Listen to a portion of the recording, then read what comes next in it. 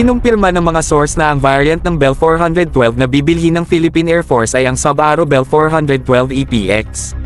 Same platform ito ng Sub-Aero Bell Ato na ginagamit na ng Japan Ground Self-Defense Force.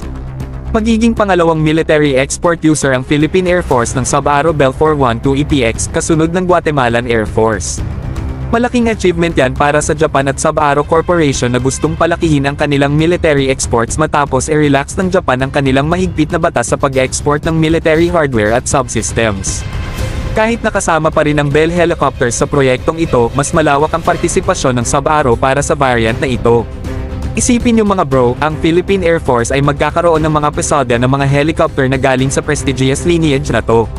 Hindi lang nila palalakasan ang kanilang kakayahan kundi ito rin ay nagpapakita ng malalim na samahan ng mga bansa at ang kapangyarihan ng pagtutulungan. Kaya't bigyan natin ng palakpakan ng Philippine Air Force, Sub-Aero Corporation, at Japan para sa kanilang visionary approach sa military exports. Binabasag nila ang mga limitasyon, binabago ang mga tuntunin, at nagbubukas ng mga daan para sa isang bagong era ng aviation excellence. Yan muna para sa ngayon mga bro.